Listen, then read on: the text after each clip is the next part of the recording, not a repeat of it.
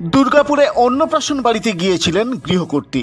বাড়ি ফিরতেই চক্ষু চড়ক গাছ, দেখলেন বাড়ির সদর দরজার তালা ভাঙা, দরজা হাট করে খোলা রয়েছে লণ্ডভণ্ড স্টিল আলমারি, নগদ টাকা এবং সোনা ও রূপোর গয়নাগাটি গায়েব। টের পেলেন ফাঁকা বাড়ির সুযোগকে কাজে লাগিয়ে নির্বিঘ্নে চুরি সেরে চম্পট দিয়েছে চোর বা চোরের দল। জেলার খাতড়া মহকুমা শহরের রবীন্দ্র সরণির ঘটনা। স্থানীয় বাসিন্দারা মনে করছেন, খাতড়া বাজার এলাকায় শিশু নিকেতন লাগোয়া এই বাড়িটিতে কদিন ধরে ফাঁকা অবস্থায় তালাবন্দি রয়েছে, তার নজরে রেখেছিল চোরের দল।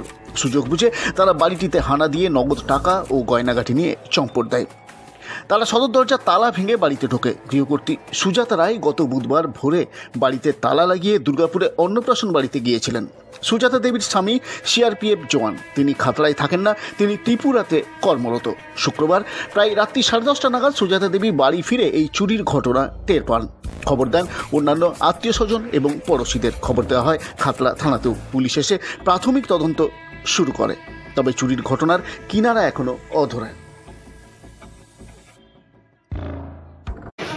গয়না ছিল, দুটো চেন ছিল, যেটা মনে পড়ছে দুটো চেন ছিল, আর কানের ছিল, আংটি ছিল, মাথার টিকলি ছিল, রূপার কয়েন ছিল, আরও ছিল, আমার সব মনে পড়ছে না। আর আমার টাকা ছিল 20-25 হাজার টাকার মতো, এরকম কিছু ছিল। কিচ্ছু নেই না, এই তো দেখুন। কি কোথায় গিয়েছিলেন আপনি? আমি দুর্গাপুর গেছিলাম পরশু ভোরবেলা। কি করতে? দুর্গাপুর আমাদের একটা অনুষ্ঠান হয়েছিল, অন্নপ্রাশন ছিল। চাবি দিয়ে গেছিলেন? চাবি দেওয়া ছিল। কেউ ছিল না বাড়িতে? না। খবর পেলেন কি করে? আমি এসে পুতুল বাসটা এলাম, এসে নিয়ে দেখছি যে তালাটা নামানো আছে, দিয়ে গেটটাও খোলা। গেটটা মানে এমনি ভেজানো ছিল, আর ওই আরেকটা গেট চাবিটা ভেঙেছে, আর একটা গেটটা ভেঙেছে, গেটের লকটা আর কি। ভিতরের রুমে চাবি দেওয়া ছিল?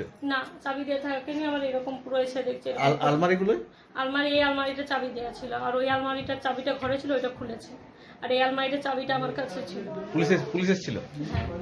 পুলিশ এসে কি বললো? জানি না, আমার হাজবেন্ডের সাথে কথা হলো, আমার সাথে কথা কিছু না, ফোনে কথা হয়েছে আমার হাজবেন্ডের সাথে। আর হাজবেন্ড কোথায় আছেন? উনি কি করেন?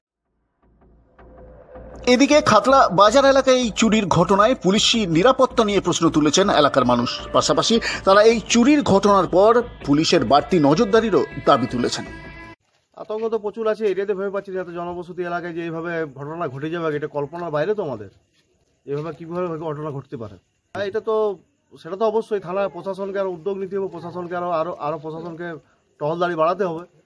এগুলো প্রশাসনকে আরও কঠোর উদ্যোগ নিতে হবে প্রশাসনকে। কি নাম?